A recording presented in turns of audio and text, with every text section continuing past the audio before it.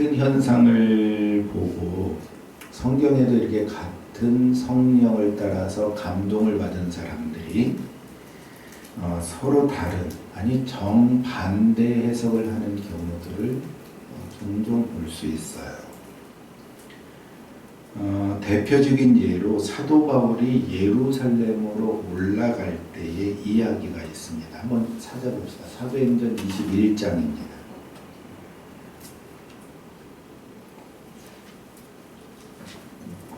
사도행전 21장 10절 11절을 보세요. 사도행전 21장 10절 11절. 여러 날 머물러 있다가 아가보라 하는 한 선지자가 유대로부터 내려와 우리에게 와서 바울의 띠를 가져다가 자기 수족을 잡아매고 말하기를 성령이 말씀하시되 예루살렘에서 유대인들이 이같이 이 띠 임자를 결박하여 이방인의 손에 넘겨주리라 하거늘.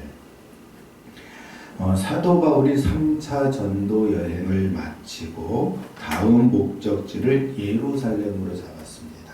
왜냐하면 오순절이 가까워서 그 명절에 예루살렘에 가서 그 명절을 지내려고 했던 것 같아요. 그래서 바울은 그가 머물고 있던 밀레도에서 에베소 교회에 사람을 보내서 장로들을 청하여 불렀습니다. 이 에베소 교회는 바울과 그 일행을 처음 바울과 바나바죠 안수하여서 파송해서 전도여행을 시작하게 한 전도여행의 시발지입니다. 그래서 1차 전도여행을 시작해서 에베소 교회에 가서 보고하고 2차 전도여행도 에베소 교회에서 시작해서 에베소 교회에서 끝마쳐요. 그 전도사역을 보고하는 것으로 끝마치는 거죠. 그리고 오늘 본문의 이야기는 3차 전도 여행의 끝 무렵인데 에베소 교회에 들렀다가 예루살렘으로 가면은 그 오순절날 도착하기보다 좀 늦어지니까 바울이 있던 밀레도로 에베소의 장로들을 부른 거예요.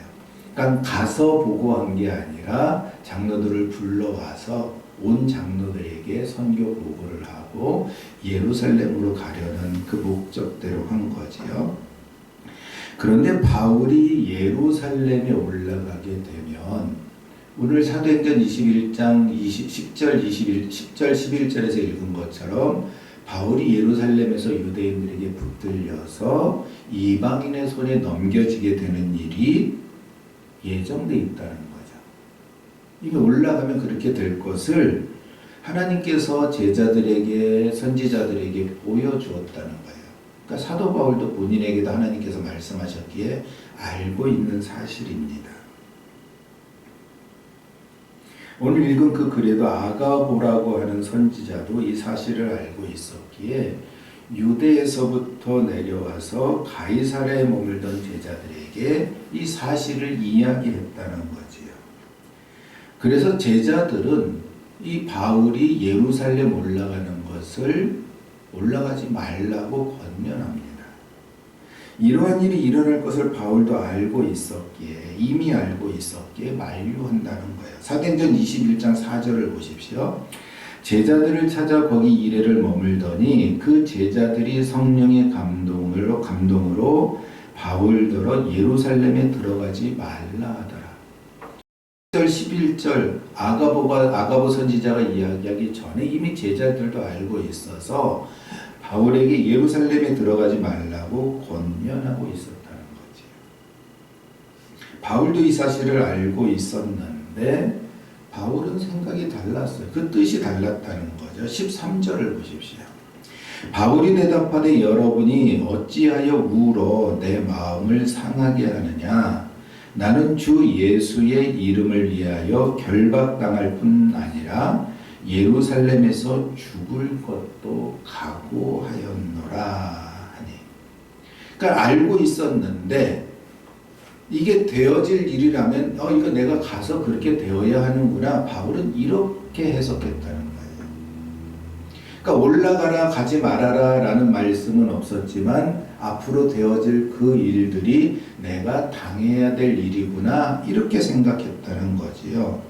그래서 바울은 예루살렘에 올라가면 거기서 결박당할 뿐만 아니라 결국 죽을지도 모르지만 죽을 것까지도 각오하고 올라가는 것이 하나님의 뜻이다, 이렇게 여기는 거예요. 예루살렘에 올라가면 결박당하고 이방인들에게 넘겨진다. 이것은 성령의 감동으로 바울도 알았고 제자들에게도 알려진 것이지만 같은 일을 받아들이는 태도와 마음은 제자들과 바울이 서로 달랐다는 거지. 왜 같은 성령의 같은 감동인데 그것을 받아들인 사람의 결론이, 그 마음이 달랐을까? 왜 더 다른 해석으로 다른 결론을 맺은 것일까? 바울이 예루살렘에 올라가면 결박을 당하고 이방인의 손에 넘겨질 것을 알게 하셨는데 제자들은 피하라 하면서 예루살렘에 올라가지 말라고 권면하고 바울은 당하리라 하면서 예루살렘에 올라가려는 것입니다. 왜 그랬을까? 만약에 여러분들에게 이처럼 미래에 여러분들에게 일어날 일을 알려주셔서 알게 되었다면 제자들처럼 피하라 하면서 피하시겠습니까? 아니면 바울처럼 당하리라 하고 그 일을 당하시겠습니까? 앞으로 되어질 일들이 우리가 볼 때 평화가 아니라 전쟁이라면, 평화가 아니라 싸움이라면, 화평이 아니라 곤란한 이런 일들이라, 박해라면, 앞으로 일어날 일이 고난과 죽음이라면 피하는 것이 맞습니까? 당하는 것이 맞습니까? 성령의 감동도 이렇게 어떻게 해석하느냐에 따라서 그 적용이 달라질 수 있습니다. 똑같은 성령의 감동에 대해서 제자들은 피하라 하였고 바울은 당하리라 하였습니다. 이처럼 같은 성령의 감동인데도 사람에 따라서 그 감동을 다르게 받아들인 것처럼 오늘 우리에게 주시는 이 요한복음의 말씀, 죽은 나사로를 다시 살리는 주님의 이 일들을, 이 표적을 바라보는 그 사람들의 믿음이 서로 달랐다는 거지. 믿는 사람들끼리도 서로 달랐다. 또 믿지 않는 사람들의 생각도 달랐다는 거예요. 그 다름이 무엇인지 살펴보며 또 오늘 그 다름 속에서 우리는 어떤 믿음을 따라가야 하는지 오늘 우리에게 주시는 말씀 속으로 한번 들어가 보겠습니다. 예루살렘 근처에 베다니라는 마을이 있었습니다. 성경을 보니까 예루살렘에서 5리 정도 되었다. 한 2km, 3km 정도 되는 거리에 있는 마을입니다. 이 마을에 마리아와 마르다 그리고 그의 형제 나사로의 집이 있었습니다. 이들은 예수님과 아주 가까운 사이여서 예수님께서 예루살렘에 머물며 사역하는 동안에 종종 그 집에 머물면서 그 사역을 감당하셨습니다. 그런데 어느 날 예수님이 거기 계시지 않는 동안에 나사로에게 병이 들었습니다. 그래서 마리아와 마르다 자매는 예수님께 사람을 보내서 나사로가 병든 소식을 알렸어요. 빨리 와서 고쳐주십사 하는 거지요. 지금 예수님께서 계신 요단강 저편, 요한이 세례를 베풀던 곳과는 베다니까지 약 30에서 35km 정도 되는 거리입니다. 지금 자동차를 타고 가면 1시간이면 갈 수 있는 거리죠. 하지만 이 예수님이 계시던 곳은 계곡 저 아래쪽이고 베다니는 산 위쪽에 있어요. 그러니까 밑에서 위로 올라가는 30km 거리는 직선 거리가 30km니까 이 산들을 꾸불꾸불 가면은 60에서 65km 혹은 더 먼 거리가 될 수 있어요. 그리고 올라가는 길이니까 빠르게 갈 수도 없죠. 30km를 걸어서 산을 올라간다고 한다면 1시간에 2km 내지 3km 간다고 쳐도 10시간 이상이 걸리는 거리입니다. 그러니까 아침 일찍 출발해도 오후에 저녁 때나 도착할 수 있는 거리인 거죠. 반대로 나사로가 병들었다는 소식을 가져온 사람도 하루 정도 그렇게 걸어왔을 거예요. 그런데 예수님께서 소식을 듣고 바로 출발하셔도 늦을 터인데 성경을 보니 거기서 이틀을 더 머무시다가 출발하셨다는 겁니다. 그런데 예수님께서 출발하실 때는 이 말씀의 시간을 이렇게 계산해 보니까 나사로가 이미 죽은 후였어요. 요한복음 11장 11절을 한번 보십시오. 이 말씀을 하신 후에 또 이르되 우리 친구 나사로가 잠들었도다. 그러나 내가 깨우러 가노라. 예수님께서 나사로가 잠들었다 얘기한 것은 나사로의 죽음을 가리켜 이야기한 거예요. 나사로가 이미 죽었다는 거지요. 또 두반부에 가면 예수님께서 올라가서 나사로의 무덤을 물어보니까 이미 장사 지낸 지 나흘 4일이 되었다는 거지요. 만약에 베다니에서 예수님 계신 곳까지 하루길이라면 예수님을 부르러 온 사람이 하루로 잡아먹었어요. 예수님께서 올라가시느라고 하루 잡아먹었어요. 그리고 올라가시기 전에 이틀을 잡아먹었어요. 그러니까 4일. 그러니까 이미 그 사람들이 출발할 때에 나사로가 죽었다. 그러니까 나사로가 병들었으니 와서 고쳐주세요라고 하는 사람들이 예수님을 만났을 때는 이미 나사로가 죽었겠구나 이렇게 생각할 수 있어요. 혹시 산길이니까 하루길이 아니라 이틀길로 잡았다고 하면 그 사람들이 와서 예수님을 만난 후에 예수님께서 바로 올라가셨다고 해도 죽은 나사로를 만날 수밖에 없는 상황이 되는 겁니다. 근데 예수님께서 그러한 상황의 제자들에게 나사로가 잠들었다 하신 말씀을 나사로가 죽었다는 의미로 말하였지만 제자들은 진짜 잠든 것, 슬립으로 생각을 한 거예요. 아픈 중에 잠들었다면 나을 수도 있겠다 여긴 것이지요. 하지만 예수님은 알고 계셨어요. 나사로가 죽었다는 거예요. 그래서 잠들었다고 표현한 거지요. 그리고는 죽은 나사로를 깨우러 가노라 하시며 죽었던 나사로를 다시 살리실 것을 말씀한 거예요. 그런데 제자들은 이것을 알아듣지 못했죠. 그렇다면 예수님께서는 왜 나사로가 그 병으로 죽을 것을 아시면서도 바로 가서 고쳐주시지 않고 죽어서 장사 지낸 후까지 머물러 계셨던 것일까? 이미 나사로가 병들어 죽을 것을 아셨다면 병들기 전에 미리 찾아가셔서 병들지 않게 하시든지 아니면 병이 들었다고 하여도 직후에 도착해서 바로 치료해 주시고 살려 주실 수 있었을 텐데 왜 그렇게 하지 않으셨을까? 이런 질문을 해볼 수 있어요. 하지만 이런 질문에 답하기는 쉽지 않죠. 하나님의 뜻을 알았어요. 그렇다고 그 뜻을 우리가 다 순종할 수 있나요? 앞에서 사도행전을 살펴본 것처럼 사도 바울은 이제 예루살렘에 올라가면 붙들려서 이방인의 손에 넘겨져서 죽을 것까지 알지 않았을까요? 그런데 그런 것을 보고 제자들은 올라가지 마세요 하고 말렸지만 사도 바울은 아니다, 그 일이 내가 당할 일이라면 가서 당하리라. 고난뿐만 아니라 죽을지라도 나는 가겠다 하고 예루살렘으로 올라갔단 말이에요. 그러니까 같은 일을 알면서도 하나님의 뜻을 서로 다르게 해석하는 거예요. 내가 지금 저기 가면 고난당할 줄 아는데 바울은 올라간다는 거죠. 왜? 고난당하는 모습을 보여줬다는 얘기는 내가 올라가면 그 일을 당할 것이니 미리 준비해라 라는 마음으로 받아들인 거겠죠.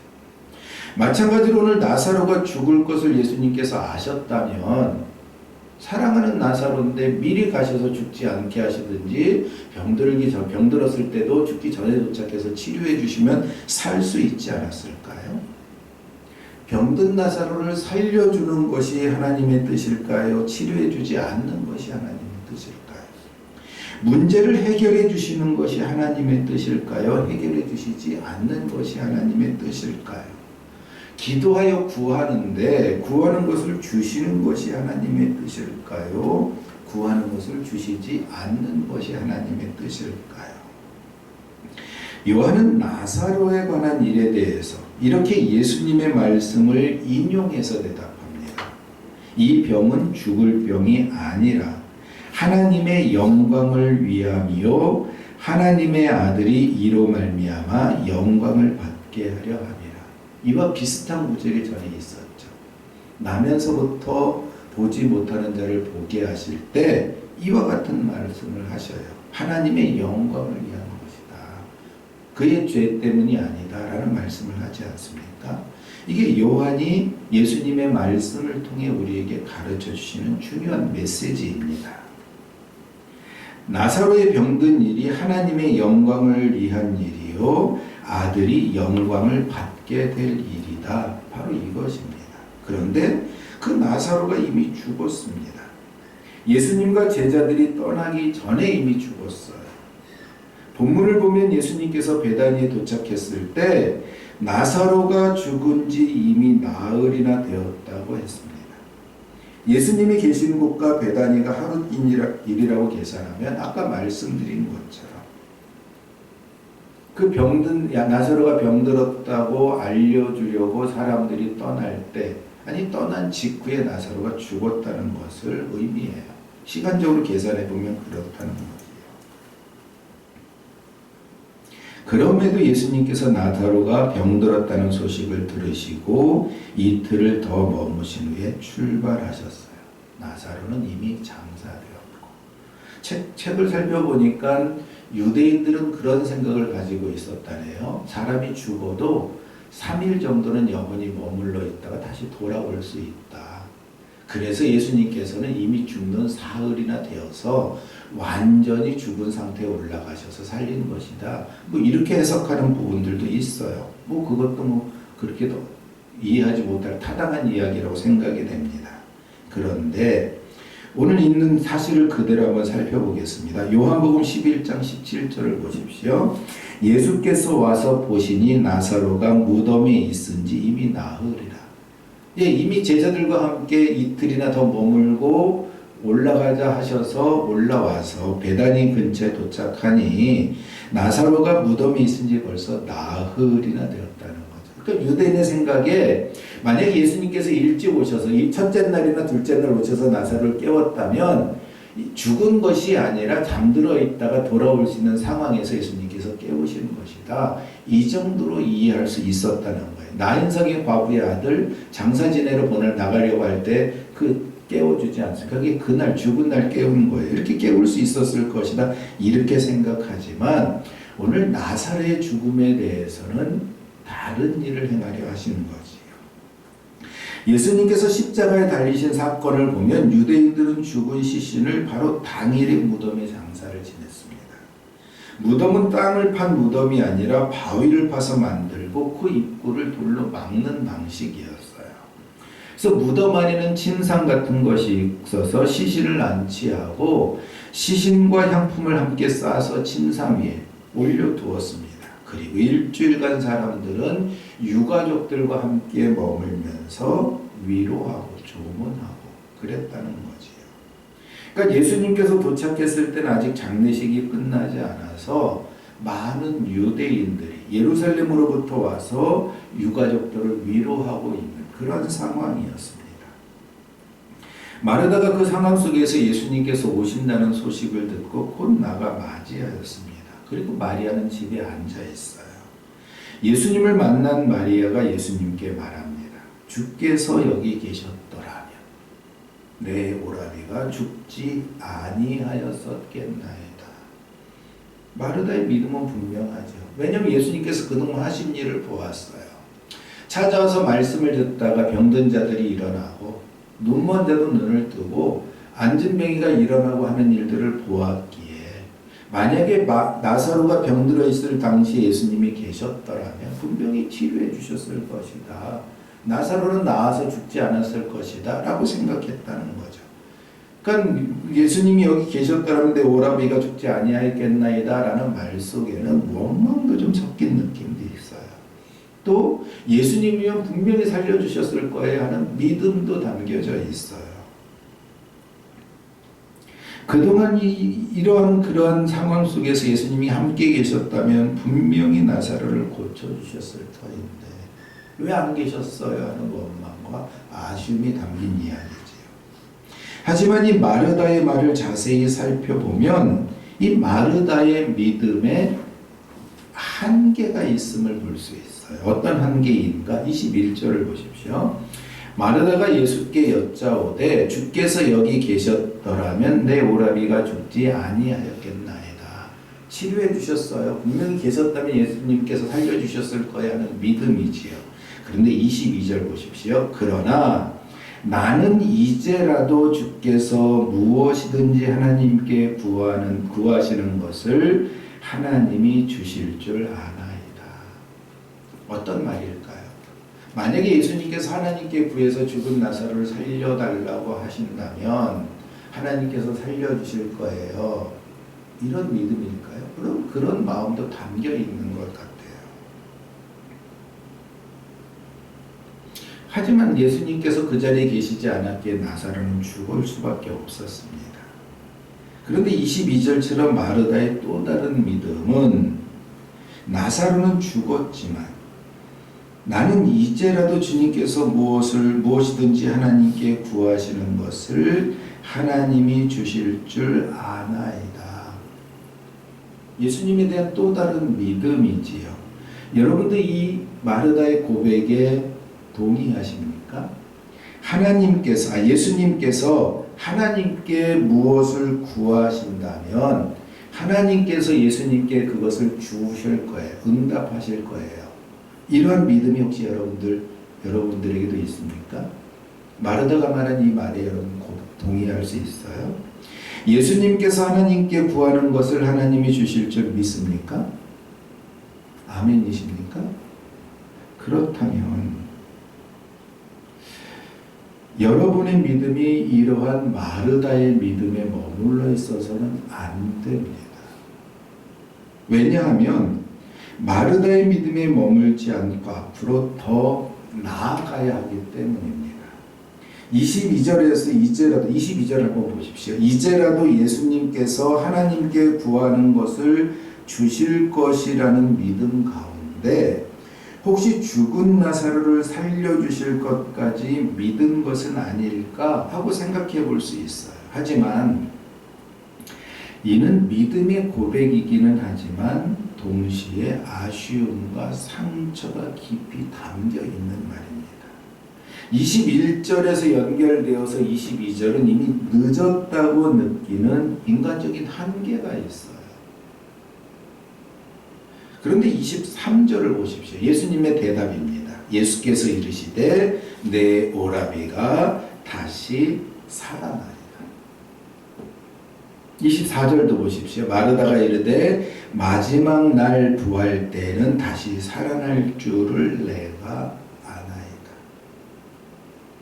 그러니까 예수님께서 하나님께 구하신다면 살려주실 수 있을까 이런 믿음이 아니라는 거지요. 마사로가 살아날 거야 예수님 말씀하셨는데 마르다는 네 오늘 말고 마지막 날 부활의 때는 다시 살아날 줄 내가 아나이다.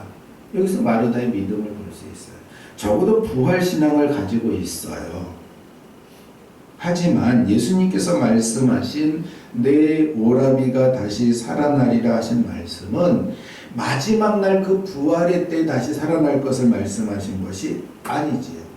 바로 오늘 내가 살려줄 거야 라는 말씀인 거예요. 내 오라비가 다시 살아나리라 예수님께서 그 죽은 나사로를 살리실 것을 말씀하신 것입니다. 그런데 마르다의 믿음은 아직 거기까지 이르지 못한 거예요. 21절을 다시 보십시오. 그러나 나는 이제라도 주께서 무엇이든지 하나님께 구하시는 것을 하나님이 주실 줄을 아나이다. 근데 여기서 주목해 볼 단어가 있어요. 그것은 주께서 무엇이든지 하나님께 구하시는 것에서 구하다라는 말입니다. 헬라어는 아이테오라는 말인데요. 이 단어는 어떤 것을 원하다, 구하다, 자신의 몫으로 어떤 것을 요구하다 이런 의미가 있어요. 그래서 여기서 구하다, 요구하다, 요청하다라는 의미로 이 단어가 해석이 되는데 이 단어는 구약 성경에 있는 살이라는 단어를 번역한 거예요. 번역할 때 사용해요. 그러니까 그러니까 구약 성경 히브리어 샬도 역시 구하다, 요구하다, 요청하다라는 단어인데 이 단어를 번역하면서 헬라어에서 아이테오라는 단어를 사용하는데 이 샬이라는 단어도 여러 가지 구하다라는 의미로 번역이 될 수 있고 아이테오도 역시 똑같은 방법으로 번역되는데 이 샬이라는 단어를 아이테오로 번역할 때 모든 언어를 다 똑같이 번역한 게 아니라 이런 의미일 때만 이 아이테오라는 단어를 썼다는 거예요. 이런 의미일 때만 구하다라는 단어를 썼다는 거예요. 예를 든다면 한나가 여호와 하나님께 아들을 주세요라고 구하였다. 엘리가 그에게 대답하는 대로 내가 구하는 대로 될지어다. 무슨 의미입니까? 사람이 하나님께 구하는 말에만 아이테오로 번역했다는 거예요. 그러니까 히브리어의 샬이라는 단어가 사람이 하나님께 구하는 단어로 이야기할 때만 아이테오라는 단어로 번역했는데 오늘 마르다가 예수님께서 하나님께 구하는 것을 주실 줄 믿습니다 할 때 그 단어가 사람이 하나님께 구하는 것 이런 의미로 사용한 거예요. 그러니까 마르다는 예수님을 하나님으로 본 것이 아니라 메시아로 본 것이 아니라 하나님께 간구하여 무엇을 얻어내는 자, 적어도 마르다 자신보다 하나님과 좀 더 가까운 어떤 사람으로 봤다는 의미죠. 그렇기 때문에 우리의 믿음이 마르다의 자리에 멈추지 말고 예수님 앞으로 바로 나아가야 되는 거예요. 예수님을 하나님으로 바라보아야 하는 거예요. 그래서 예수님 말씀하셔요. 25절을 보십시오. 예수께서 이르시되 나는 부활이요 생명이니 나를 믿는 자는 죽어도 살겠고 무릇 살아서 나를 믿는 자는 영원히 죽지 아니하리니 이것을 내가 믿느냐.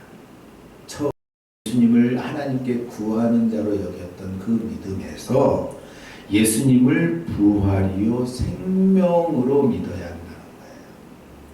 이게 지금 하나, 둘, 셋, 넷, 다섯 번째 에고 에이미입니다. 에고 에이미가 무슨 의미라고 그랬어요? 하나님께서 자기 이름을 가르쳐줄 때 여호와 나는 스스로 있는 자다 라는 말을 헬라어로 번역할 때 에고 에이미라고 썼다 그랬죠. 그 말을 요한은 가져다가 이게 바로 하나님이다 라는 의미로 사용하고 있는 거예요. 그러니까 나는 부활이요 생명이니 나는 부활이요 생명을 주는 하나님이다. 이런 의미로 이해해야 된다는 거죠. 바로 예수님 자신이 부활이요 생명입니다. 이 다섯 번째 에고에임이 예수님께서 하나님이시며 곧 부활이요 생명 자체이심을 드러내는 거예요. 그러니까 예수님은 부활을 주시는 분이 아니라 생명을 주시는 분이 아니라 부활 자체이고 생명 자체다 이렇게 말씀하시는 거예요. 예수님은 부활이요 생명입니다. 그래서 예수님을 믿는 자는 나사로처럼 죽었어도 죽은 지 나흘이나 되어서 썩었어도 썩기 시작했어도 산다는 거지요. 그것을 예수님께서 오늘 말씀을 통해서 보여주는 거예요.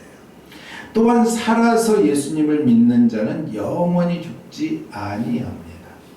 이 말은 좀 이해하기 어려울 수 있어요. 왜냐하면 우리는 죽잖아요. 우리는 믿음의 선배들도 죽었잖아요. 그럼 이 말과 그 말은 어떤 관계일까? 사람은 수명을 다해서 죽을 수 있어요. 하나님의 자녀들도 다시 사는 부활의 소망이 있지만 죽음을 경험하게 되지 않습니까? 하지만 예수님을 믿는 사람은 그 안에 예수님이 있는 거예요. 무엇이 있어요? 부활이 있고 생명이 있는 거예요. 육신은 죽어서 썩어질지 모르지만 하나님의 말씀대로 부활이요 생명이신 그 예수님이 그 안에서 부활로 생명으로 다시 나게 될 것을 말씀하시는 거죠. 그러니까 죽음이 아니라 영원히 사는 거예요. 예수님을 믿는 것이 바로 이것입니다. 부활이시고 생명이신 예수님을 영접하면 내 안에 예수님을 모시고 사는 거예요. 그래서 예수님을 믿는 것이 곧 부활이고 예수님을 믿는 것이 곧 생명입니다. 나는 부활이요 생명이라고 말씀하신 주님의 말씀을 기억하십시오. 그리고 믿으십시오. 이 믿음이 여러분들을 살리는 생명입니다. 주님의 부활이 우리 안에 있고 그 부활의 생명이 우리 안에 있습니다. 믿음이지요. 영접하는 거죠. 예수님을 믿는 거예요.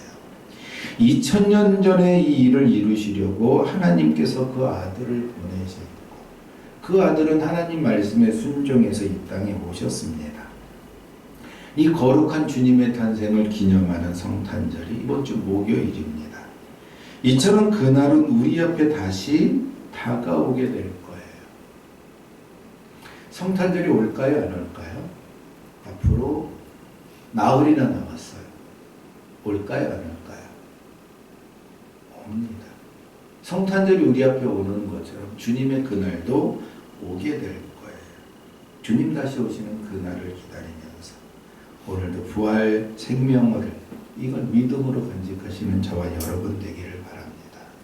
주님께서 나사로를 살리신 것처럼 또 주님 우리 살아있는 동안에 오신다면 죽음을 경험하지 않겠지만 죽음을 경험한다고 해도 나흘이나 지나서 육신이 썩어진다고 해도 결국은 주님의 때에 다시 살아날 것을 믿으며 오늘도 그 믿음 안에서 승리하는 저와 여러분 되기를 바랍니다.